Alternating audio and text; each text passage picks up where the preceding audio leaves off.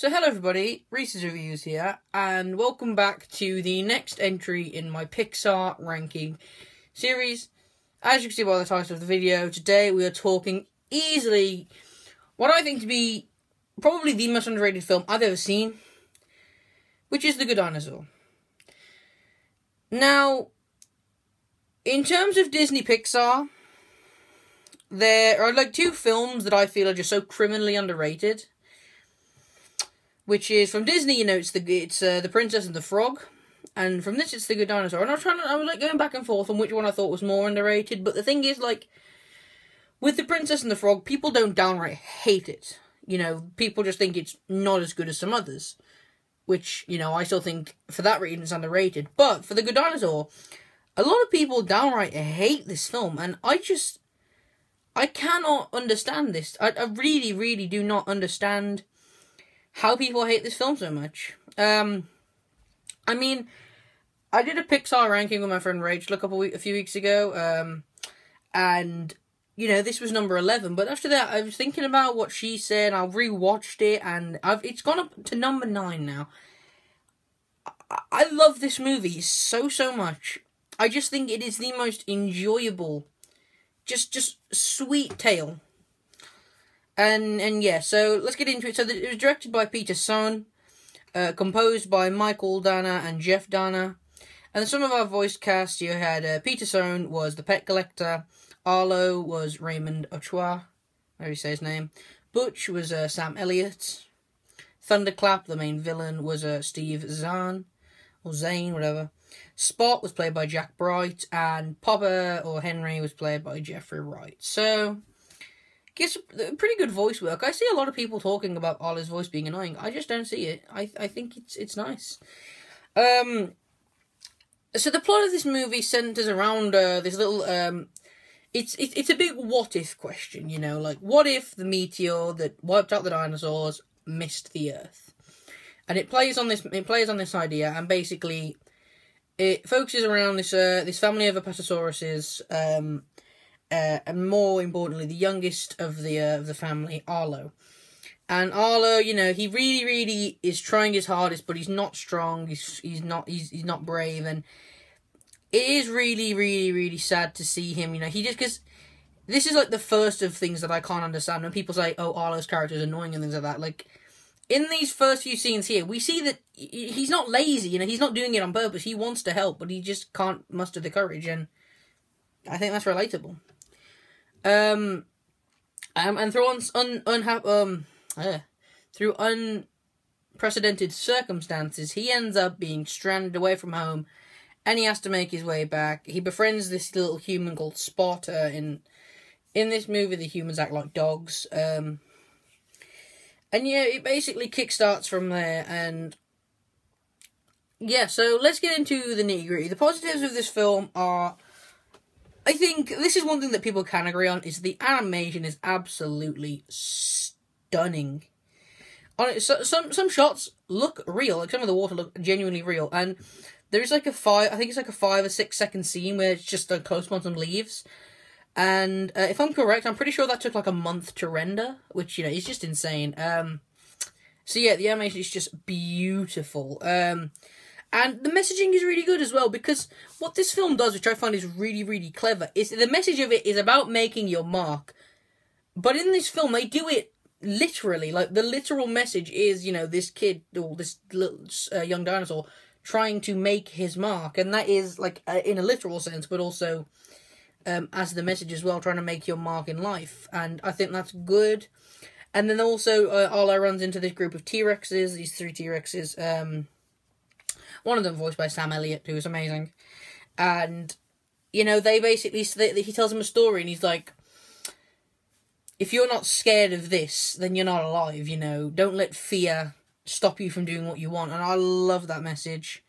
Next is a really good relationship between the leads. Spot and Arlo are just such an adorable couple. Sure, like, yeah, I can kind of see where people are coming from sometimes, and it's just like, yeah, but, it's just kind of like this common thing where two people who don't like each other learn to love each other.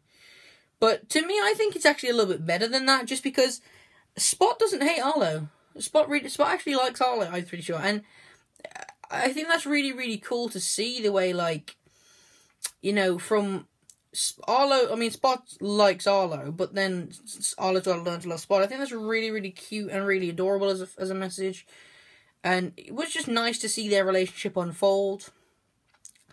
And then, like I said with Pixar before, Pixar have this just perfect way of becoming funny and sad when they need to, and I think this movie is a perfect example of that. Sad scenes like the death of Henry, or sad scenes like when Spot's given up at the end, I bawl in tears. And then also the beach scene as well. Like, moments like that just absolutely make me cry. But then there are also funny moments, you know, with the raptors. There's funny moments with the pet collector, Arlo in general, and then, I mean, Spot in general. And then there was, like, this really weird scene where they ate these, like, gone-off berries, and it was like a Dumbo moment with the pink elephants. And that was pretty funny. And yeah, it just works. It never really... I don't think this film ever goes anywhere, like, off the rails. I don't think it ever does. I think it always stays grounded.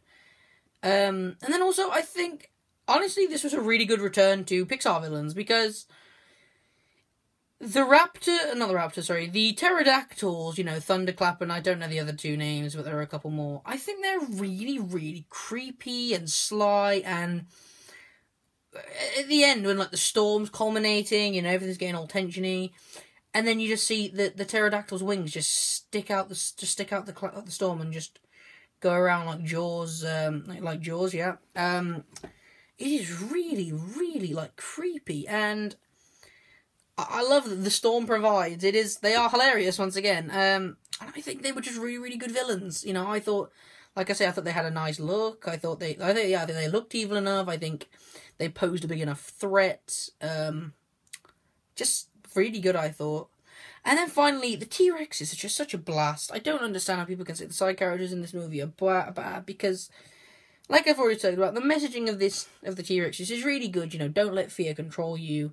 Sam Elliott is great. And then that whole part where they're telling the stories about how they got their scars was just really, really nice. And, you know, they really did help Arlo become, like come out of his shell. And I think that was really, really nice.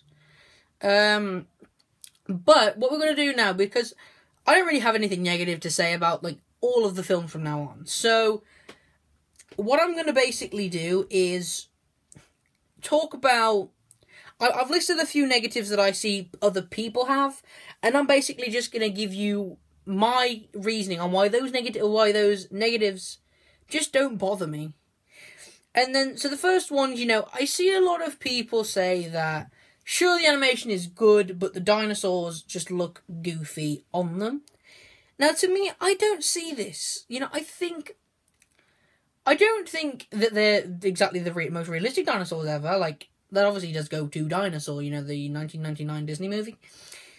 But even if they did look goofy, it doesn't bother me, because if anything, what the goofiness shows to me is that they aren't as, like, full-on as Nate, you know. Because Weather is a genuine character in this movie, you know, and it's great. And the weather and the backgrounds are honestly more of a threat to Arlo than a lot of things. So, if anything, it's just making Arlo look more vulnerable to me. That's what I think. And then one that kind of annoys me, which is when people say it's just a derivative knockoff story, when, like, it's a Toy Story ripoff, or it's this, and I'm sick of things like this. You know, it's happening at the moment. You know, you go into anything where you're looking at Coco, the next Pixar film, everyone will just be saying, "Oh, it's the Book of Life too," and it's infuriating, because it's like, oh yeah, because you can only have one film about a national holiday that a lot of people celebrate. Like, for that same logic, every Christmas movie is a knockoff of the first Christmas movie, and it's just not.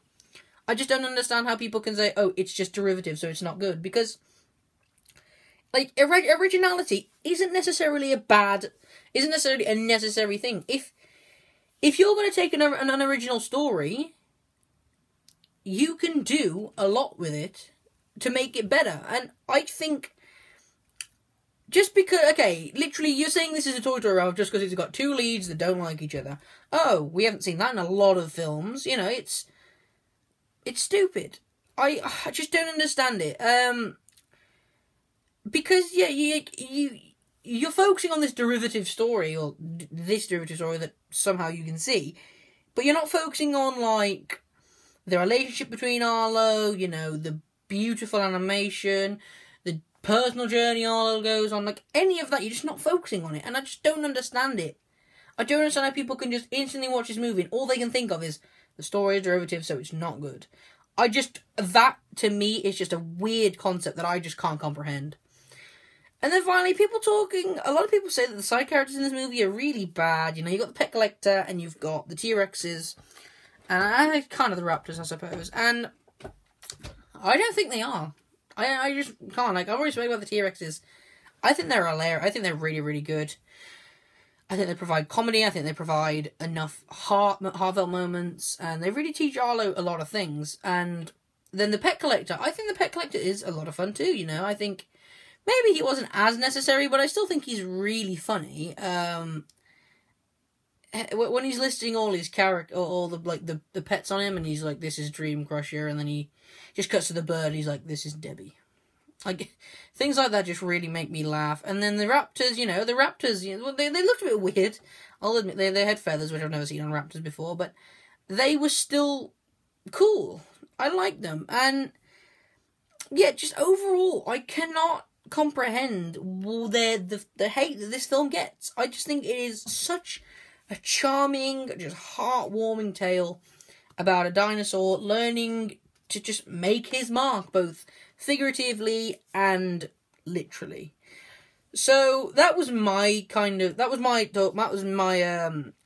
review on The Good Dinosaur. You know, Pixar ranking number 9.